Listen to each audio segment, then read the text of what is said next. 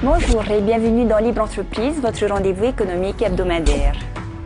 Mal nécessaire pour les uns, passage obligé pour les autres, la communication est un élément déterminant dans le lancement d'une activité. Moya, toujours à la recherche d'informations pour lancer son entreprise, a décidé aujourd'hui d'aborder la question. Le projet de Moya est lié à la mode et pour se faire connaître, il faut communiquer. On va parler de communication, donc je vais avoir les conseils d'un professionnel pour avoir une idée un peu des tarifs et du budget que je devrais avoir. Bonjour Moya. Bonjour. Ça va? Pour mieux cerner le projet, Laurent pose un tas de questions. Mais tu veux te lancer où? Sur Tahiti, dans le monde? Qu'est-ce que tu fais comme fringue? Tu vois, est-ce que tu fais du grand public? Est-ce que tu fais de la fringue très particulière? Est-ce que tu fais du très haut de gamme? Tu vois, quel style tu définis dans ton produit, dans ta marque? Mais par contre, il va falloir que tu aies une patte, que tu sois extrêmement original. Enfin, tu vois, que tu défendes vraiment ton style local, punk, etc., sans trop t'en écarter. Seule chose, je te le dis, tu sais, quand on fait de la communication, ton produit, ce que tu vas faire, c'est primordial.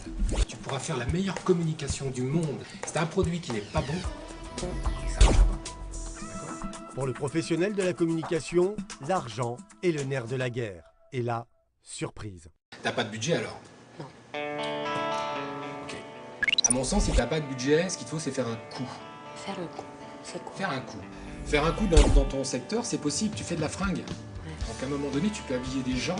Surtout si tu as un style très particulier, on organise un fashion show qu'on fait avec, sans forcément déployer les moyens, on n'est pas Chanel, on n'est pas Dior, tu vois. L'avantage de ça, c'est que tu vas avoir des relations presse derrière, créer des relations publiques également, c'est-à-dire que les gens vont en parler, blablabla, c'est lancé.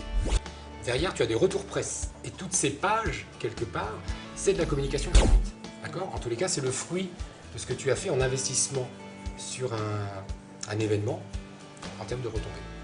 Mais sache que quand tu lances une activité, il faut la faire connaître. Et donc les postes de dépenses les plus importants au moment où on lance, c'est la com. Maintenant, Moya comprend que sans budget, il n'y aura pas de lancement de marque possible.